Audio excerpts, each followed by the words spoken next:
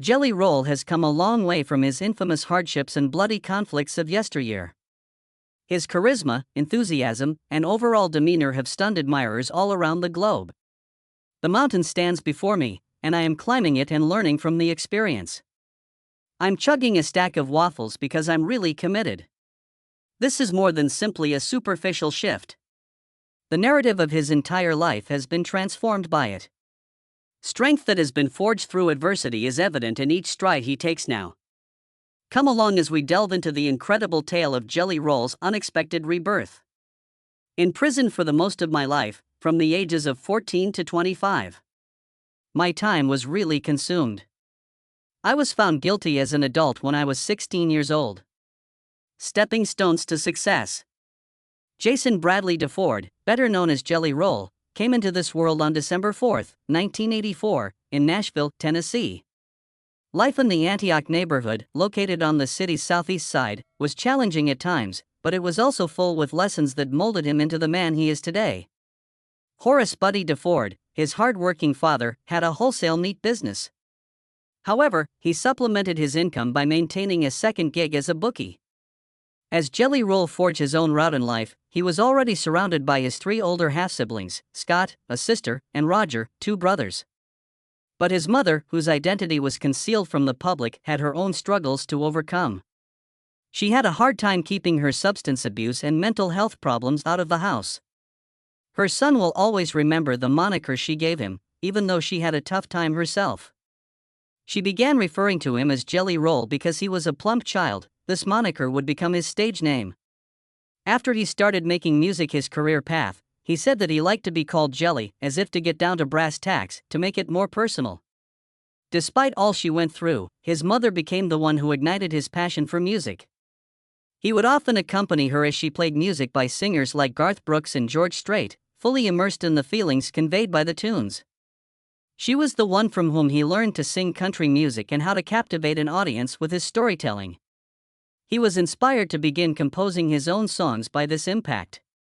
The first rap song Jelly Roll ever wrote was composed when he was around 9 or 10 years old. Just as his mother's favorite songs had an emotional impact on her, he aspired to compose music that could do the same for other people. He immersed himself more and more in music as he grew older. He began making mixtapes in 8th grade and distributing them around the high school parking lots. Bound and determined to release his music to the world. His life took a different turn when, at the tender age of 13, his parents split. He had an overwhelming urge to defend his mother after their split. After his father left the family, he felt he had to figure out how to make money on his own. This led him to start peddling illicit drugs. He went above and above in his sales efforts. To further disperse his music in unexpected areas, he also put mixtapes of his rap tracks into their bags. Jelly Roll maintained a close relationship with his father even though he was going through that difficult period. The lessons he learned from Buddy remained with him for a very long time.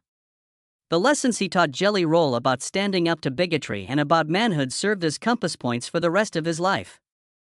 The loss of Buddy, who died of cancer in March 2019, was devastating, but his son carried on his principles. From his mother's hardships to his father's influence, from rapping for the first time at the age of 10 to passing out mixtapes in parking lots, Jelly Roll's tale is filled with adversity, but every part of it shaped him into the artist he is today. From an early age, he bore the burden of duty, and music was the one constant that kept him going. However, he had a tough road to stardom. Discovering a way to atone. Although he was still a youngster at the time, Jelly Roll started getting into legal issues. His first arrest occurred when he was 14 years old. It was that first encounter that set in motion a series of arrests. And that would stick with him all the way until his early 20s. His lifestyle continued to land him in and out of prison, and he would spend the better part of 4 decades behind bars for various infractions. With each arrest, he was dragged farther and further from a normal life, and the weight of the repercussions he would face in the future became heavier. Among his formative years, one of the most formative events occurred when he was 16 years old. He faced severe charges of aggravated robbery, a crime with severe repercussions under Tennessee law, at such a young age. The judge opted to treat him as an adult and press charges even though he was only a minor. Suddenly, he was thrown in the same boat as grown men who had committed horrible crimes, and he hadn't even finished maturing physically yet. 20 years in jail was a possible sentence for the charge. However, once the procedure was complete, he spent little more than a year in prison and was subsequently sentenced to more than 7 years of probation. The stringent regulations regarding violent offenses in Tennessee did not allow for any leniency, thus the consequences continued even after he was released from prison. He lost privileges that most people take for granted due to the offense remaining on his record indefinitely. Unfortunately, he was unable to cast a ballot, wasn't allowed to possess a firearm by law, and couldn't volunteer with many groups. Meanwhile, outside of court, Jelly Roll was battling his own demons. Along with using and selling illegal narcotics, he had begun to do so. He got so reliant on these substances that he found it more difficult to break free of his troubled past. He was already engaging in dangerous behavior, and his reliance on hard narcotics just made things worse. On the other hand, he gained insight into addiction from those experiences that he would later put to good use in helping others. He began going to rehab centers and meeting other people fighting addiction as he matured and started to change. Even after years of making poor choices, he demonstrated to them that it was possible to heal and start anew. At the age of 23, his life took an unexpected turn. Once again, he spent that year behind bars, this time for dealing in heavy drugs. A corrections officer delivered news that would alter the course of his life on May 22, 2008, when he was incarcerated. He was a new parent. He was compelled to pause and reflect upon his journey after his daughter Bailey was born. He felt a change within himself at that very second. The burden of responsibility hit him, and he knew he couldn't carry on as before. He was moved to the prison's educational unit shortly thereafter. Taking advantage of the opportunity to better himself, he earned his GED there. That accomplishment represented a fresh start for someone who had spent a considerable amount of time evading punishment. Not only did he gain freedom upon his 2009 release from prison, but he also felt compelled to start over. Years down the road, his narrative reintroduced him to the limelight, but this time in a new light. His case was evaluated by the Tennessee Board of Parole during a lengthy hearing in Nashville. They voted to suggest he be pardoned after taking his track record, development, and influence into account. The governor was thereafter notified of the recommendation and would ultimately have the power to make a decision. That was a day of more than only legal advancement for Jelly Roll. It was as if his attempts to transform were acknowledged. Prison, he had long said, had prompted him to re-evaluate his life and even inspire him to pursue music. He found solace in music, which he used to share his experiences and connect with others going through tough times. Over time, he began giving speeches to juvenile offenders and incarcerated youth, encouraging them to achieve sobriety via music, treatment, and second chances. Furthermore, the pardon was significant for a very pragmatic reason. It was extremely challenging for him to go worldwide due to his criminal record. He had to go through a never-ending stream of paperwork and legal hoops whenever he went on tour outside the US. In fact, he frequently needed whole legal teams to get into some nations. With the help of a pardon, he would be able to spread his music and message all across the globe. The story of Jelly Roll demonstrated how one can get themselves into a jam and still bring themselves out of it. Now that he's an adult, he uses what he's learned to prevent others from making the same mistakes. A heavy burden from his past hung over him. However, he was also resolute in his mission to demonstrate the feasibility of transformation. His unwavering resolve to forge a new path, influenced by music, faith, and redemption, was evident in every step he took. But that wasn't the only obstacle he had to overcome. 10,000 miles on foot. Combat has always been a part of Jelly Roll's narrative, but the struggle he has had with his own body has been particularly harrowing. His addiction, his childhood trauma, and his enormous frame all added up to a heavy burden that he bore for a long time. He was profoundly affected by a weight that peaked at 540 pounds at one time in his life. Everything from his performances to his travel habits to his self-perception was impacted by it. To him, eating had a deeper meaning. It was a haven, a way out, and yet another kind of battle he'd fought since he was a little boy. He surpassed 500 pounds by the year 2015. He had been informed by doctors that their standard scale was too weak to handle his weight, and they had even suggested he visit a truck stop or a meat processing plant to obtain a scale that could handle him. The shame he felt that day would stay with him forever. His mother had given him the moniker Jelly Roll when he was a little boy, and he had never changed it. However, the term lost its humorous quality as he matured. It served as a constant reminder of the weight he had been bearing for quite some time. Despite this, he continued to perform music despite his weight. It was something he kept telling himself: he could still be successful in the industry. He continued to defy those who thought he was too heavy or whose voices didn't belong in the music industry. Still, he felt bad about it on a deeper level. He came clean about how he hid the agony for a long time. In an effort to break out of his stereotypical role as the big guy, he sought validation from the women in his life. The unease, however, lingered on the inside. That is, until 2016 came to a climax. He made up his mind that he needed to reduce his weight. He yearned to retaliate against the insidious presence that had tormented him from his youth. 200 pounds later, he had made some changes to his way of life. He was buoyed for a time by the advancement. Empowered, he moved on. Enhanced in capacity and vitality. However, there were curves along the way. He retreated from the nomadic lifestyle, which entailed continual travel, late hours, and the incessant allure of food and alcohol. Once again, he put on 60 pounds, and the cycle of misery began. But he still wouldn't give up. He reminded himself that he had to get back up and fight again whenever he fell. Using his platform, he held himself accountable as he continued forward. He came clean about his weight and his dissatisfaction with his life in an online post in 2018. His life goals were laid out for him. Because of his dwarfism, he was unable to enjoy these things that most people take for granted.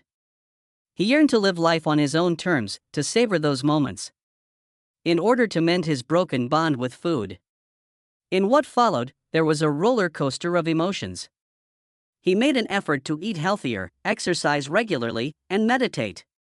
Back in February of 2003, he assured his fans that he was giving his undivided attention to his weight loss, song production, and performing at his peak. Improving one's appearance was not the only goal. Being better was the main focus. To maintain a level of health that would allow me to outlive my adversaries, perform at a higher level, and motivate those who were also struggling with inner demons. The changes that were taking place were apparent in the start of 2024. Even though it seemed unattainable a few months earlier, he began preparing for a 5K event in January. He persisted even though he was too tired to walk even 1 mile at the beginning. Repetition after repetition, he walked, jogged, and eventually ran. 4 or 6 days a week, 4 distances of 2 to 3 miles each. By April, he had shed over 70 pounds, thanks to the cumulative effects of the regimen. His first race was in May, and he finished it. It was a turning point for him because it brought him full circle to his beginnings. Even a mile had been an ordeal a few short months ago. He had completed more over 3 miles, and here he stood. He was deeply motivated to keep going after experiencing that sense of accomplishment. Slimming down was no longer the only goal. He wanted to show himself that he could accomplish anything he set his mind to. He said that the 5K was only the beginning and that he intended to run a half marathon afterward. Many of his longtime followers were astonished by the change.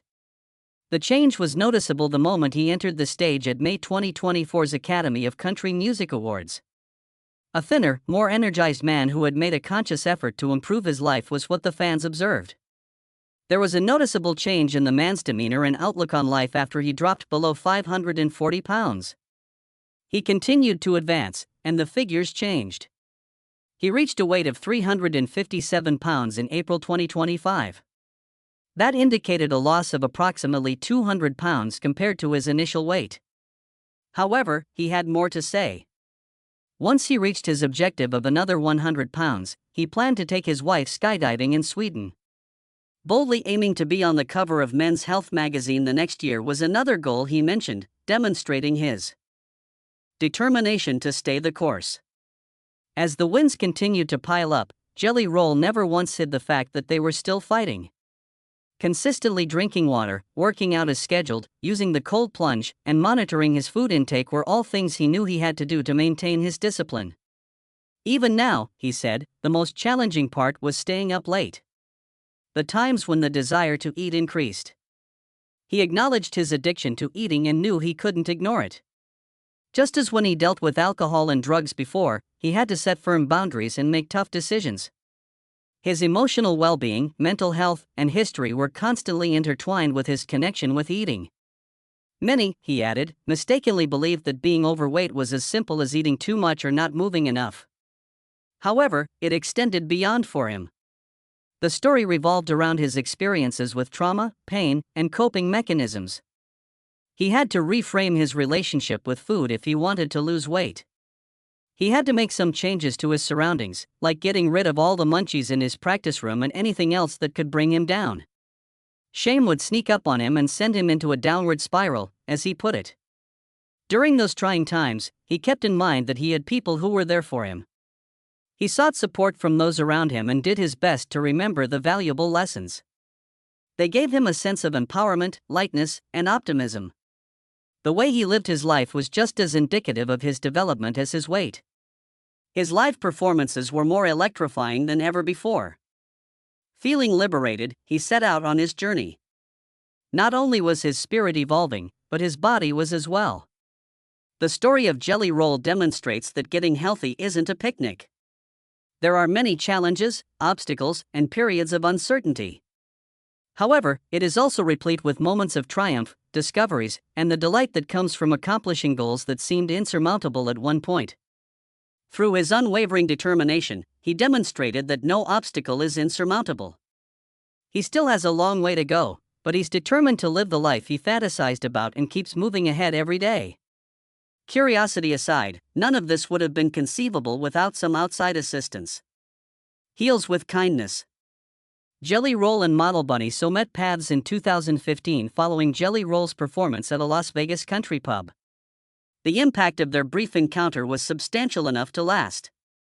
Although Bunny was in a relationship with someone else at the time, she maintained communication with Jelly Roll. A deeper connection developed over time through conversations and messaging. They started dating shortly after their friendship blossomed into love.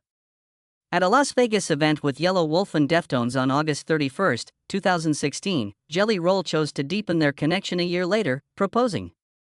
They sealed their relationship in an unexpected but powerful way that same night when they strolled into a local courtroom and tied the knot. At first, their marriage was fraught with difficulties. In 2018, they ended their relationship and took some time apart. But destiny brought them back together in the end. They reconnected on a trip to Colorado, and their friendship became even deeper during this time. Bunny discovered her voice and personal space through her popular Dumb Blonde podcast, which she launched the next year. Furthermore, she immersed herself in Jelly Roll's personal life, influencing his interactions with his children and assisting him in mending connections that appeared to have been shattered. 2 children had already been born to Jelly Roll from previous relationships when she married Bunny. Bailey and was born to him in May 2008. Jelly Roll had no idea she was born till he was doing his time in prison. Finally, he met her in 2010, on the occasion of her 2nd birthday. Getting involved in her life was no picnic. Felicia Beckwith, her mother, needed assurance that he could maintain consistency before permitting visits. Slowly but surely, he showed up whenever the court permitted, working to establish his innocence. On Fridays, he was initially only allowed a few hours, and there were limits on how long Bailey could remain. He gradually shown that he was improving as a person by his consistent effort in many court appearances. At the time, he had no interest in music or stardom. Acquiring his daughter's trust and being a decent father were his sole concerns. Jelly Roll took care of Bailey when Felicia's addiction became a problem and she was facing prison time. Being there for him every step of the way, Bunny became his stepmother. The fact that the family remained amicable is what set this case apart. It became so bad that Bunny even had Felicia on her program. Their friendship was founded on helping Bailey out, not animosity, as they proved in 2020. Even though she is only a teenager now, Bailey is already a singer and songwriter, just like her famous father.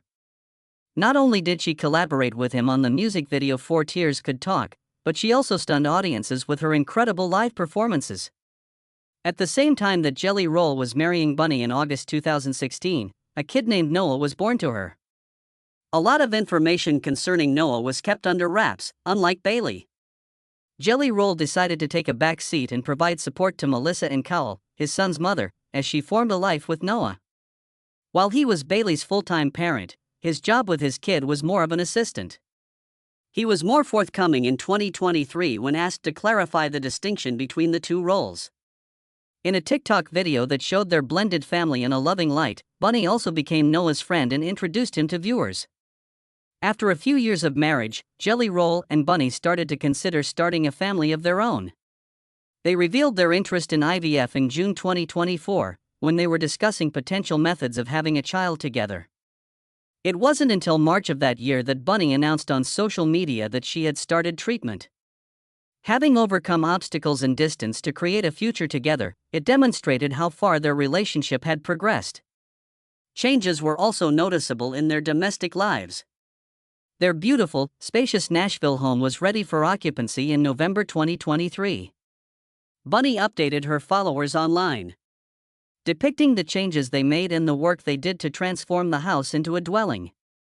The pair put a lot of effort into making their home unique reflections of who they are as individuals. A marriage and a family unit were formed through it. All, and both have since flourished. Even nevertheless, Jelly Roll's career continued unabated. A life enriched by music. Jelly Roll pursued his passion of being a musician by living in a van from 2010 to 2015. Despite his lack of resources and recent release from prison, he was determined to make a go of it. He filmed an unpolished freestyle video and posted it to YouTube to get his name out there. He rapped on his incarceration, drug selling, and street life in that freestyle. Soon after that little video went viral, rapper Lil White took notice. While launching his record label, White enlisted Jelly Roll's help on a project. They collaborated on the 2011 album Year Round as part of the group S&O, which also included fellow rapper BPZ. Jelly Roll was able to expand her career thanks to this partnership, but the fact that White acknowledged her singing voice elevated the significance of the partnership. Despite the fact that Jelly Roll was still unsure on how to use it, that support opened his eyes to possibilities beyond rapping. They collaborated in 2011 on the album Strictly Business, which peaked at number 67 on Billboard's top R&B hip-hop albums chart, with Nashville rapper Haystack. No Filter, his collaboration with Lil White 2 years later, reached even greater heights, peaking at number 17 on the top rap albums list. The partnership between Jelly Roll and Struggle Jennings, grandson of country music icon Waylon Jennings, was formed in 2017.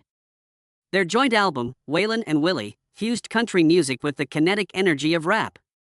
After the album's success, they decided to turn it into a series and released 3 additional parts in the years that followed. Occasionally, Jelly Roll would incorporate singing with these endeavors. However, he was still hesitant to fully embrace that position. When he composed and recorded a song that would change the course of his career, that all changed. He composed Save Me in May of 2020 and uploaded it to YouTube in just 2 days. The absence of rap verses made this song unique. Everything revolved on his voice, his hardships, and his feelings. Many may identify to the song's message of despair. Many in the music industry regarded it as a powerful country tune, and they too took note. His ability to transcend rap listeners and enter new realms was demonstrated at this turning point. As his star continued to soar, Jelly Roll finally made his Opry debut on November 9, 2021. He and Craig Morgan performed together at the Opry once more in July 2022. Dead Man Walking, his rock tune, also reached number 1 on rock radio around that time. Son of a Sinner, his debut country hit, became a radio smash the next year, in January 2023. Ernest and David Ray Stevens co-wrote the song, and it didn't just break into the hot rock and alternative songs charts on Billboard. After he broke Billboard's record for most weeks an emerging artist has spent at the top of the chart, 25, his career took off. Achieving his sold-out performance at Nashville's Bridgestone Arena in December 2022 was a major accomplishment. Chris Young, Riley Green, Sam Hunt, and Struggle Jennings were among the famous performers he performed alongside that night. Together with rap sensations Chris Calico and Tech N9. He performed the Backroad Baptism Tour in 2023, which included 44 cities. In the same year, his album Son of a Sinner took home 3 big awards at the CMT Music Awards. Need a Favor was a track from his upcoming 9th album, Whitsett Chapel, which was released later in June 2023. The Country Music Association honored him with the New Artist of the Year award in November of that year. His path extended beyond the realm of music. Drawing on his personal experience as a former participant in the drug trade, he spoke in January 2024 before the U.S. Congress in favor of anti-substance legislation. A wedding band from Pennsylvania named Jelly Roll sued him for trademark concerns a few months later, putting him in the middle of a legal struggle. Thanks to a settlement, the issue was resolved. Jelly Roll continued to expand into new territories. Rebel Country, a country documentary that aired in June 2024, featured him and even reenacted his arrest at the beginning. On his album, The Death of Slim Shady, released in July of that year, Eminem sampled his own song, Save Me, for the tune titled Somebody Save Me. A major turning point in the crossover occurred when Jelly Roll made an appearance in the music video. His first overseas performance was in Ontario, Canada, that very month. His October 10th studio album, Beautifully Broken, was launched not long after. Also, he started making appearances on TV. He sang I Am Not Okay with Sylvester Stallone in an episode of the 2024-25 drama series Tulsa King that aired in September. In the same month, he made history as Saturday Night Live's first musical guest, playing hits including Winning Streak and Liar during the show's 50th season. At the SNL 50, a homecoming event, he went on to perform a Johnny Cash medley with The Roots and even went on stage with Snoop Dogg. He dropped the song Run It in November and the music video for it in December, both for Sonic the Hedgehog 3. His 2025 single Hard Fought Hallelujah featured Christian musician Brandon Lake. At the K-Love Fan Awards, their rendition was named Song of the Year. Not long after that, in April of 2025, he was featured on Shabuzi's song Amen, and in August of the same year, he collaborated with Marshmello once more on Holy Water. Never one to give up, Jelly Roll went from recording freestyles on YouTube and living in a van to playing to sold-out arenas and taking home major prizes. His ability to transform his difficult background into music that resonated with millions, spanning genres including rap, rock, country, and gospel, was demonstrated in every stage of his career. Even as he continued to bring his tail along for the ride. Give the video a thumbs up, subscribe, then watch the following video that pops up on your screen if you liked it.